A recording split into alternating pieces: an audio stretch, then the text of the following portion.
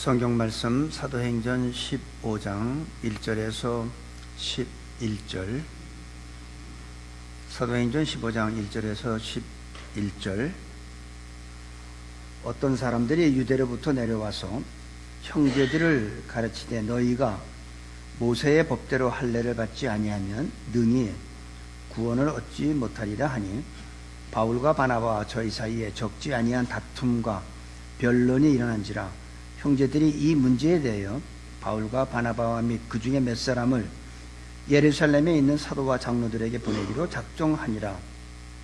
저희가 교회의 전송을 받고 베니게와 사마리아로 다녀가며 이방인들의 주께 돌아온 일을 말하며 형제들을 다 크게 기쁘게 하더라. 예루살렘에 이르러 교회와 사도와 장로들에게 영접을 받고 하나님이 자기들과 함께 계셔 행하신 모든 일을 말하며 바리새파 중에 믿는 어떤 사람들이나 말하되 이방인에게 할례 주고 모세의 율법을 지키려 하는 것이 마땅하다 아니라.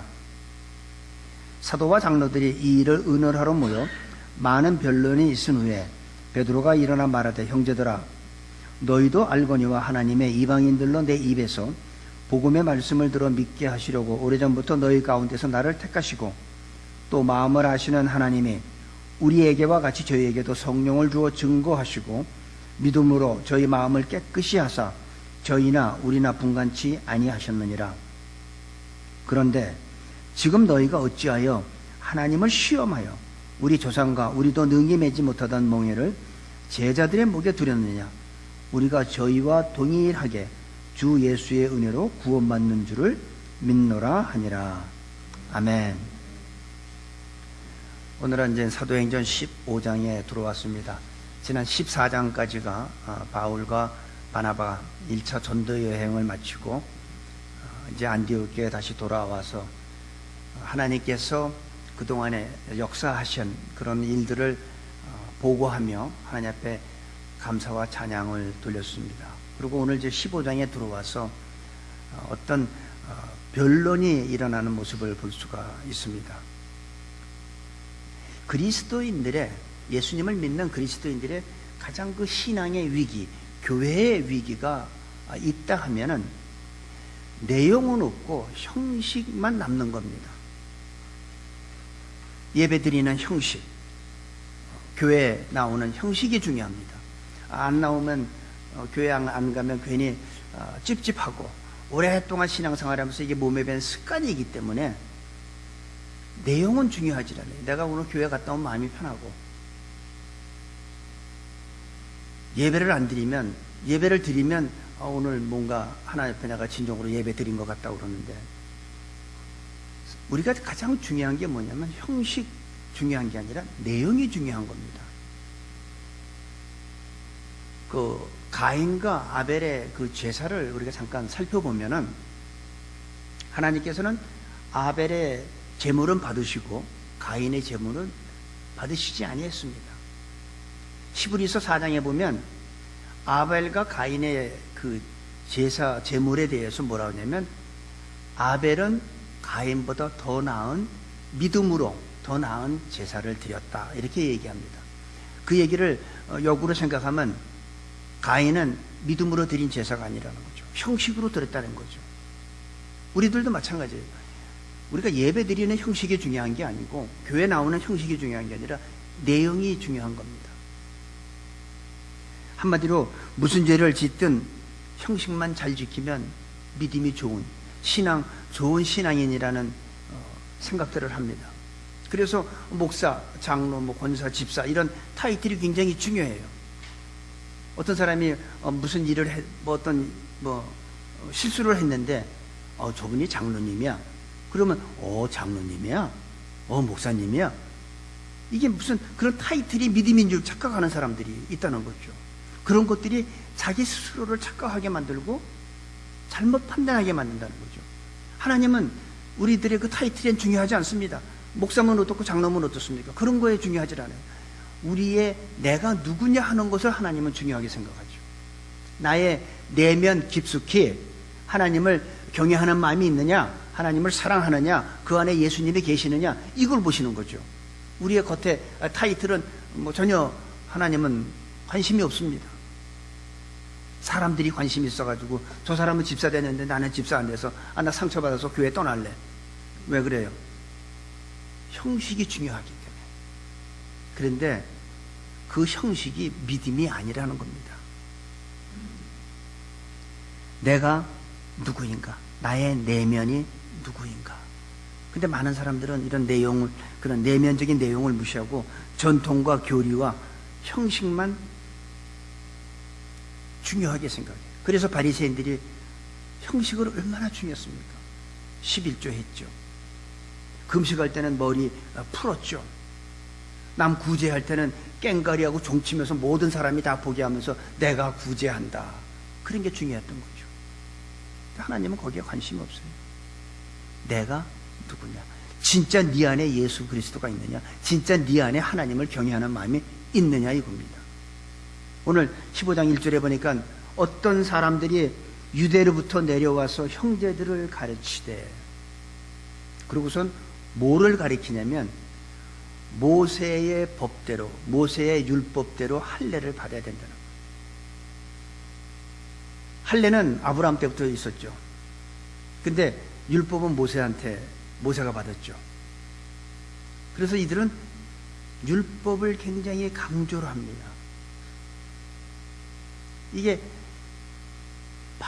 이 바울도 과거에는 그랬던 사람이에요. 율법을 굉장히 중요하게 생각했던 사람이죠. 그래서 예수 믿는 사람들을 잡아 죽이고, 그러다가 예수님을 만나고 이제 바울이 변화해서 딴 사람이 된 거죠. 그러니까 유대에서 내려온 사람과 바울과 바나바 사이에 적지 않은 다툼이 일어납니다. 여기 보니까 1절에 어떤 사람들이 유대로부터 내려와서 형제들을 가르치되 너희가 모세의 법대로 할례를 받지 아니하면 능히 구원을 얻지 못하리라 하니, 이 사람들은 구원받는 건 할례를 받아야 구원받는다는 거죠. 그렇다면 하나님께서 예수님을 이 땅에 보내신 건 실수하신 거죠. 그냥 다 할례받게 하면 다 구원받는다. 근데 그거를 깨달은, 율법으로는 의롭게 할 수 없다는 걸 깨달은 바울은 바나바와 함께 2절에 뭐라고 그러냐면, 바울과 바나바와 저희 사이에 적지 아니한 다툼과 변론이 일어난지라. 형제들이 이 문제에 대하여 바울과 바나바와 및 그 중에 몇 사람을 예루살렘에 있는 사도와 장로들에게 보내기로 작정하니라. 이제 이 안디옥 교회에서 보니까 적지 않은 다툼이 나고 변론이 일어나니까 이 안디옥 교회에서 이거를 우리가 결정할 문제가 아니다.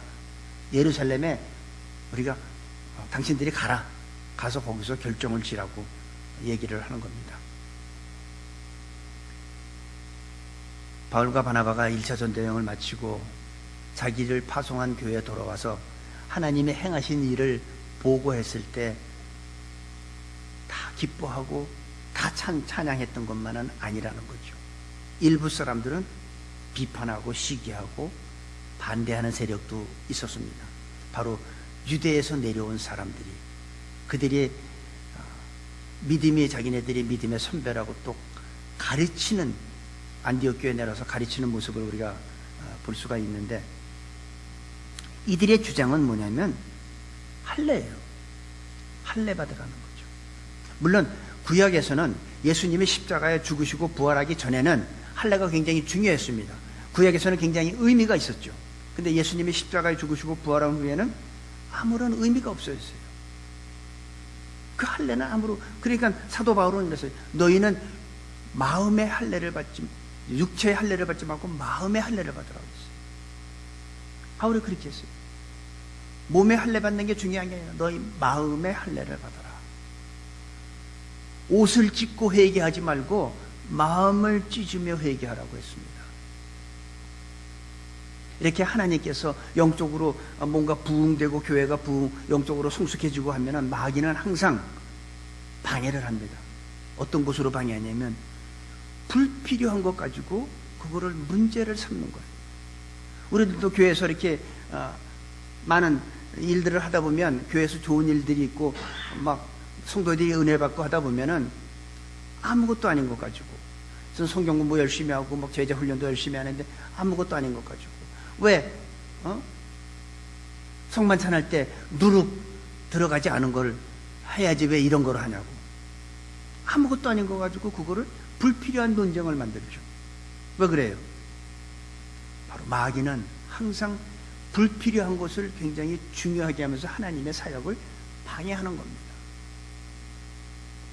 그러면 우린 지금 주일날 지키면 안 되죠. 안식일 지켜야죠. 지금도 짐승 잡아서 제단에 피 뿌리고 제사 지내야죠.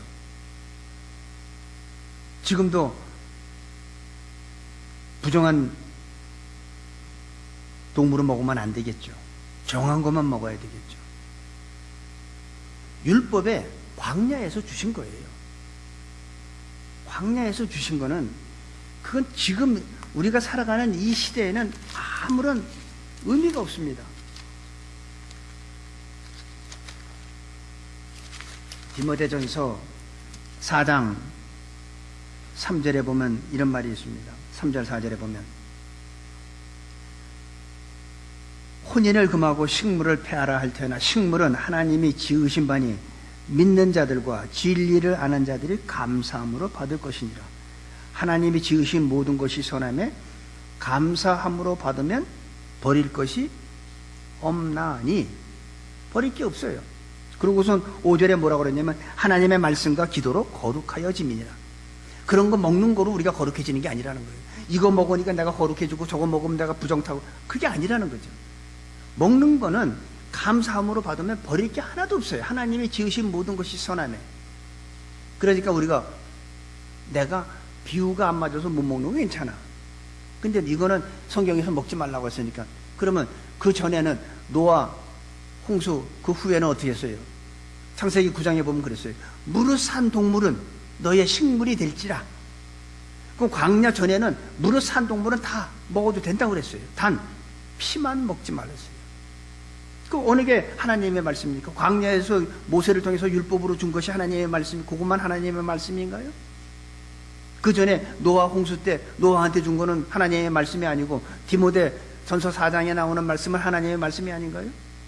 이렇게 형식에 치우치는 사람들이 너무나 지금도 많다는 거죠. 여러분, 다 드세요. 다 드세요. 피만 물같이 땅에 쏟으시고 드세요. 그러면 목사님, 그럼 고기 속에, 그 속에 있는 피는 어떻게? 그건 드세요. 그것까지 다 뭐 짜내라고 하지 않으셨어. 물같이 피만 땅에 쏟고 나머지는 드시면 돼요. 감사함으로 받으면 버릴 것이 없어요. 그런데 마귀는 그렇게 불필요한 것들 가지고 그것이 마치 진리인 것 같이 방해합니다. 하나님의 일을. 교회의 영적 성장을 방해합니다. 지금 유대에서 내려온 사람들이 바로 그랬어요. 너희가 예수 믿는 것도 좋고 성령 받는 것도 좋고 구원받은 것도 좋은데 할례를 받아야 완전한 구원이라는 거예요. 할례를 받지 않으면 너희들이 완전한 구원을 이룰 수 없다. 바로 율법이 진리다. 이렇게 얘기하는 거죠. 바울과 바나바가 무슨 소리냐? 율법으로 구원받는 게 아니다. 하나님의 은혜로 구원받는 거다. 지금 이렇게 논쟁을 하는 겁니다. 다시 한번 얘기하지만 어느 그 종교를 하는 믿는 사람들은 보면 돼지고기를 안 먹는데요. 베이컨 드세요. 맛있어요. 없어서 못 먹지. 그 사람들은 아직도 율법에 묶여 있어요. 로마서 3장 20절에 뭐랬어요? 율법으로는 의롭게 할 수 없나니. 율법으로는 죄를 깨닫는다고 그랬어요. 율법으로는 의롭게 되는 게 아니라 죄를 깨닫는 거예요. 근데 이제는 왜 할례가 의미가 없습니까? 예수님이 십자가에서 죽으시고 부활하심으로 말미암아 율법의 마침이 되셨어요. 할례의 마침이 되셨어요. 그래서 더 이상 이제는 아무런 의미가 없어요. 이제는 안식일 지키는 분들은 답답해 죽겠고 할례 주장하는 사람도 답답해요. 예수 그리스도가 모든 것을 다 단 한 번의 십자가의 죽으심으로 모든 것을 다 끝낸 겁니다. 그런데 오늘날 우리가 교회 다니면서 구원받았다고 하는 사람들 많이 여러분들도 그렇고 저도 그렇고 다 우리는 구원받았죠. 예수님을 믿음으로. 예수님의 내 죄로 인해서 십자가에 죽으시고 부활했기 때문에 난 그걸 믿으니까 구원받았어. 여기서 끝나면 좋은데 사람들은 자꾸 뭔가 좀 더 해야 된다고 생각해요. 전에 다른 교회에 있을 때 우리가 전도 폭발 훈련을 하면서 전 교인들을 한번 그들의 구원의 확신이 있는지 한번 점검한 적이 있었습니다. 그래서 어느 권사님 댁에 갔었죠. 그래서 권사님, 만약에 오늘 이 세상을 떠나시면 천국 갈 확신이 있습니까? 놀라운 얘기가 뭐냐면, 요즘엔 자신이 없어요. 왜요? 요즘엔 내가 몸도 불편하고서 새벽 기도를 요즘에 못 나가고 있어요. 이게 문제라는 거예요. 여러분, 예수님이 내 죄로 인해서 죽으시고 부활해서 나의 완전한 구원을 이뤘는데, 나의 어떤 선한 행위와 내가 좀 더 기도를 하고 내가 좀 더 봉사를 해야 되고 내가 좀 더 전도를 해야 되고 헌금을 해야 되지, 그래야만이 내가 무슨 마치 완전한 구원받는 거로 착각하는 사람들이 있다는 거예요. 그게 우리들의 모습이에요. 아닙니다. 내가 그런 선한 일을 많이 하는 거는 하나님 앞에 영광을 돌리기 위해서 좋죠. 너는 이 세상에 빛과 소금이라 말하고 물었어요. 너희의 착한 행실을 저희에게 보여 하나님 앞에 영광을 돌리기 위해서 그건 필요한 거죠.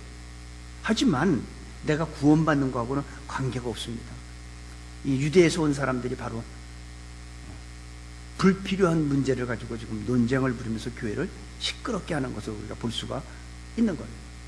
이 문제는 안디옥 그 교회에서 해결할 문제가 아닌 걸 깨닫고 바울과 바나바와 몇 사람을 예루살렘에 보내기로 결정을 합니다.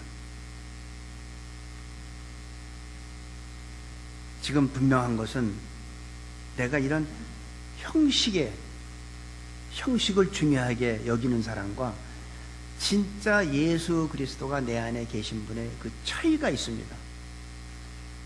형식만 중요하게 생각하는 사람은 내가 지난번에 금요 예배 못 나갔어. 어떡하지? 마음이 불편해. 그런 사람들은 마음에 기쁨과 평강이 없어요. 근데 내 안에 예수 그리스도가 하나님의 은혜를 깨닫고 내 안에 예수님이 계신 분은 어떠한 상황 속에서도 기쁨과 평강이 넘칩니다. 내가 하나님을 형식적으로 믿는 사람과 내 안에 진짜 예수 그리스도가 내재하시는 분의 차이는 하늘과 땅 차이라는 거예요. 그런 사람들은 기쁨이 없어요. 형식을 중요하게 여기는 사람. 오늘 내가 이번에 11조를 못했네. 이번에 내가 새벽 기도를 못 나갔네. 이렇게 형식을 중요하게 여기는 사람은 절대 아무리 얼마나 오랫동안 교회 생활을 했고 어떤 직분을 가졌다 할지라도 그 사람한테는 기쁨과 평강이 없습니다. 그래서 3절 보니까 이 논쟁으로 인해서 3절에 보니까 저희가 교회의 전송을 받고 베니게와 사마리아로 다녀가며 이방인들이 죽게 돌아온 일을 말하며 형제들을 다 크게 기쁘게 하더라. 지금 이제 예루살렘으로 가는데 그냥 가는 게 아니라 중간에 작은 마을들을, 작은 도시를 지금 지나갑니다. 가면서 또 예수님을 증거하는 거예요. 그러니까 이 바울은 항상 마음속에 어디를 가든 어떤 일을 하든 항상 예수님밖에 몰라요. 항상 마음속에 예수님만 생각하는 사람이에요. 우리들은 어떻습니까? 우리들 마음속에는 예수님의 생각과 예수님의 마음을 갖고 있습니까? 네. 아멘. 그대로 이루어질 거예요. 네. 우리는 마음속에 예수님의 생각과 예수님의 마음이 우리한테 있어야 돼요. 어디를 가든지 그 안에 예수님 대신에 교리가 있는 사람들이 있죠. 내가 신학 공부를 많이 했고 많은 지식을 내가 습득해서 기독교 교리만 가득 찬 사람은 그 사람은 기쁨이 없습니다. 그 안에 예수님이 계신 사람들한테는 어떠한 환경이 와도 어려움을 이길 수 있어요. 우리가 사도행전 다음 장에 16장에 보면은 이제 2차 전도 여행을 다니면서 바나바하고 바울이 이제 헤어집니다. 심하게 다투고 그 바나바 조카 때문에 요한 때문에 심하게 다투고 헤어지면서 바울은 실라라는 사람을 데리고 2차 전도 여행을 가는데, 어느 지역에 갔더니 그 귀신 들린 사람이 이제 점을 보면서 그 주인한테 많은 돈을 벌게 해줘요. 근데 계속 쫓아다니면서 그 귀신 들린 자가 바울과 실라한테, 이 사람들은 위대한 사람이다, 하나님의 귀한 종이다, 뭐 복음을 전하고 우리들을 구원시키려고 이렇게 하는 사람들이다 막 쫓아다니고 하니까, 바울이 너무 이제 힘드니까 며칠을 쫓아다니면서 그러니까 귀신들은 알아요.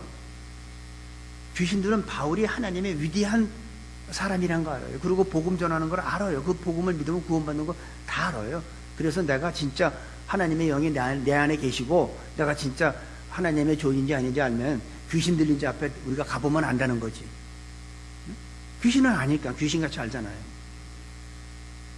그러니까 바울이 너무 이게 귀찮고 힘드니까, 복음 사역하는데 자꾸 이렇게 힘드니까 예수의 이름으로 그 귀신을 내쫓아 버렸어요. 그러니까 귀신이 나가니까 이 사람이 멀쩡해졌잖아요. 근데 그 주인이 이제 더 이상 돈벌이가 없어졌네. 이게 귀신 들려가지고 점을 잘 치고 해야지 돈을 받는데, 이게 쪽집게가 이제 귀신 나가고 나니까 점을 못 치니까 이 주인이 화가 나잖아. 자기 비즈니스를 망가뜨린 거지. 완전히 아웃 오브 비즈니스 만들었으니까 문 닫아야 되잖아, 점집을. 그러니까 요거를 일러가지고 감옥에 가두고선 죽게 얻어맞습니다. 죽게 얻어맞은 정도가 아니라 또 이 찾고 쇠사슬에 묶여가지고 깊은 감옥에 가뒀어요. 얼마나 얻어맞았어요. 얼마나 아프고, 뭐 밥을 줬겠습니까? 차라리 뭐 죽게 때렸는데 뭐 때려 죽냐, 굶어 죽이나 죽이는 건 마찬가지니까 밥도 안 줬겠지. 그리고 맞은 데가 얼마나 쓰라릴까요? 한번 여러분 한번 생각해 보세요. 여기 조금만 뭐 해도 쓰라리면 굉장히 살짝만 닿아도 아파요. 근데 그 사람들이 얼마나, 바울과 실라가 얼마나 억울하겠어. 내가 뭘 잘못했다고. 얻어맞고 감옥에 갇혀서. 그런데 깊은 밤중에 바울과 실라는 하나님 앞에 기도하고 하나님 앞에 찬양을 했습니다. 왜 가능할까요? 그 안에 교리가 아니라 그 안에 예수 그리스도가 계시기 때문에 가능한 거예요. 예수 그리스도가 없는 사람은 환경이 조금만 모여보세요. 이게 벌써 쫙 올라가고 가운데 주름이 쫙 튕기고, 그거 오래된 사람들은 나중에 기분 좋을 때도 여기 주름이 남아 있어요. 이게 왜 그러냐면 내 안에 교리가 있는 사람과 예수님이 계신 거가 그렇게 하늘과 땅 차이라는 거예요. 바울과 실라는 그 안에 예수님이 계셨기 때문에 그런 환경 속에서도 기쁨이 있고 찬양이 있었던 거예요. 바로 그게 빌립보예요. 빌립보 그 감옥에서 뭐라고 그랬어요? 기뻐하라. 다시 말하노니 기뻐하라. 감옥에 있는 사람이 그런 말을 할 수 있는 건 이게 불가능한 얘기 아니냐. 우리 같으면 어떻게 해요? 하나님, 내가 전도하러 다니는데 이거는 아니죠. 그건 교리를, 지식적으로 교리를 갖고 있는 사람들은 기쁨이 없어요. 조금만 환경이 어려워지면 어떻게 해요? 나 기분 나빠서 오늘 기도도 안 되네. 그렇잖아요. 그게 차이인 거예요. 여러분은 예배 형식적으로 예배 드리는 사람 되지 마시길 바랍니다. 우리는 신령과 진정으로 하나님 앞에 예배 드릴 때 하나님께서 우리의 예배를 흠양하시고 우리한테는 크신 은혜 주시는 거지, 형식적인 예배, 형식적으로 교회 출석, 그거는 아무 의미 없습니다. 하나님은 내 안에 진정으로 예수 그리스도가 계시느냐, 하나님을 사랑하는 마음, 하나님을 경외하는 마음, 이게 있느냐, 그걸 보신다는 거죠. 4절에서 11절 보면 예루살렘에 이르러 교회와 사도와 장로들에게 영접을 받고 하나님이 자기들과 함께 계셔 행하신 모든 일을 말하매, 이제 바울 일행이 예루살렘에 도착해서 거기에 사도와 장로들한테 아주 환영을 받습니다. 영접을 받고, 그 다음에 이제 바울이 1차 전도 여행 때 하나님이 행하신 그런 기사와 이적들을 얘기를 합니다. 근데 거기에서 보니까 또 이제 그들 사이에 많은 논쟁이 납니다. 5절에 보니까 바리새파 중에 믿는 어떤 사람들이 일어나 말하되 이방인에게 할례 주고 모세의 율법을 지키라 명하는 것이 마땅하다 하니라. 사도와 장로들이 이 일을 의논하러 모여 많은 변론이 있은 후에, 지금 동일하게 안디옥 교회에 있었던 문제가 지금 예루살렘 교회도 지금 동일하게 많은 변론이 있고 문제가 논쟁을 합니다. 이것이 옳다 저것이 옳다. 사도와 장로들이 모여서 많은 변론을 하는데 가만히 듣고 있던 베드로가 이제 일어나서 한마디 합니다. 7절에 뭐라고 하냐면, 많은 변론이 있으니 베드로가 일어나 말하되 형제들아 너희도 알거니와 하나님의 이방인들로 내 입에서 복음의 말씀을 들어 믿게 하시려고 오래전부터 너희 가운데서 나를 택하시고, 다시 말해서 베드로 입에서 복음의 말씀, 다시 말해서 우리 사도행전 10장에 보면 고넬료, 이방인 고넬료 집에, 백부장 고넬료 집에서 베드로가 말을 할 때 성령께서 임한 그거를 지금 상기시키는 겁니다. 하나님께서는 우리에게 성령을 주신 것 같이 이방인에도 동일하게 성령을 주셨다.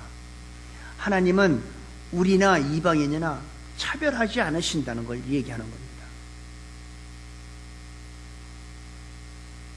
침묵하고 있었던 베드로가 일어나서 바로 그런 얘기를 하는 거예요. 우리만 성령 주신 게 아니라 바로 그들에게도 성령 주셨다. 하나님은 우리나 이방인들이나 차별하지 않는 하나님이다. 그리고 뭐라고 그러냐면, 하나님이 이방인에게도 믿음을 주셨어. 9절에 보니까 그랬어요.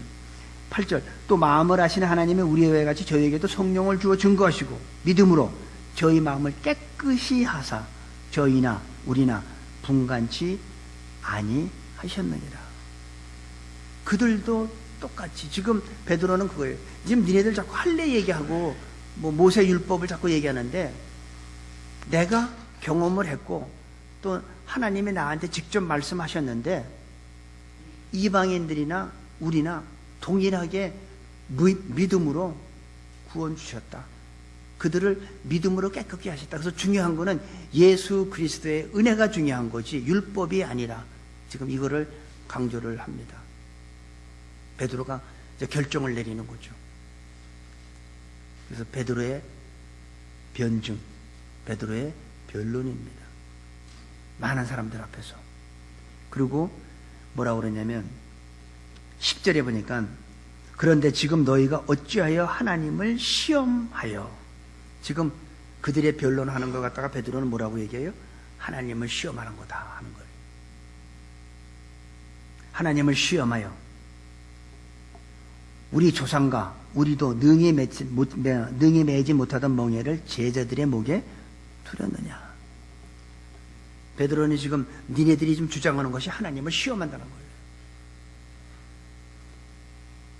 우리 조상들도, 아브라함도 매지 못하고 모세도 매지 못하고 우리들도 매지 못하는 것을 왜 제자들의 목에 두렸느냐. 그건 아니다.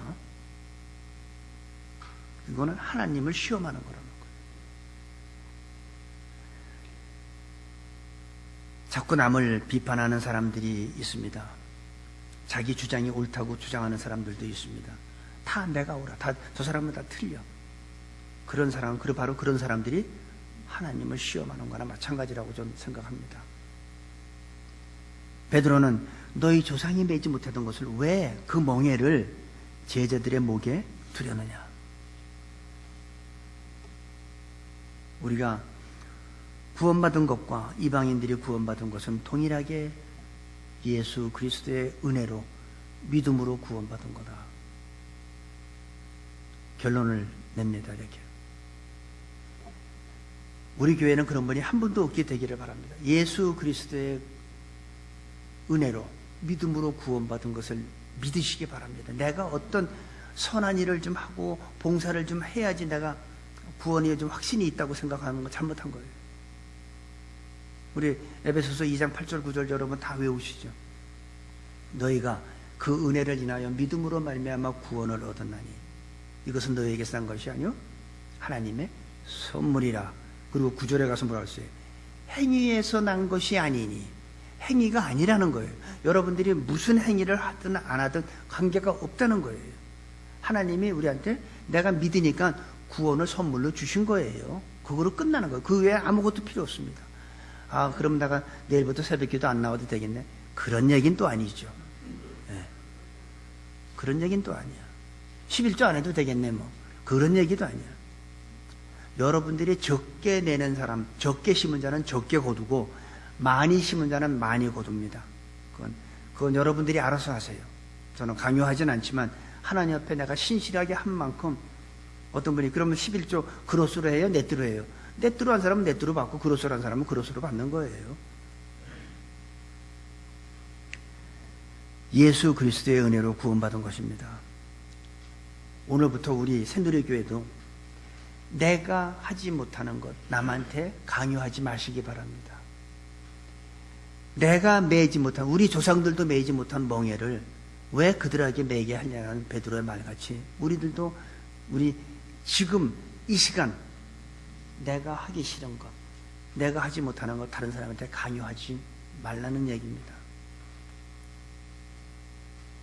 이게 오늘 주시는 핵심인 것 같아요. 우리가 이 마태복음 7장에 보면 7장 4절부터 보면 그런 말이 있어요. 남의 자기 눈에 들보는 보지 못하고 남의 눈에 티를 빼려고 한다는 그 말씀을 생각하면서 어떻게 자기 눈에 들보고 큰 건 보지 못하면서 다른 사람의 눈에 그 티는 볼까? 제가 그게 좀 역설적으로 말이 안 되잖아요. 티는 이게 눈 나쁜 사람들은 안경 써도 잘 안 보여요. 이게 티가. 근데 들보는 누구나 다 볼 수 있는 건데 자기 눈에 들보는 보지 못하고 왜 다른 사람의 그 티는 볼 수 있을까 하고 생각해 보니까 문제가 들보예요. 거짓말 하는 어떤 사람이 거짓말을 하잖아요. 그러면 순진한 사람들은 그거 다 믿잖아요. 거짓말을. 근데 자기가 원래 거짓말을 잘하는 사람은 금방 알아채요. 어떻게 알아채까요? 자기가 전문이니까 거짓말에 대해서는. 그러니까 사기치는 사람, 당하는 사람은 순진한 사람이 당하는 거야. 원래 사기가 전과 있는 사람들은 절대 안 당해요. 자기가 뭐 선배인데. 자기가 해봤기 때문입니다. 오늘 우리는 베드로가 이 변론을 하면서 우리가 깨달아야 했지만 남을 고치려 하지 말라는 거예요.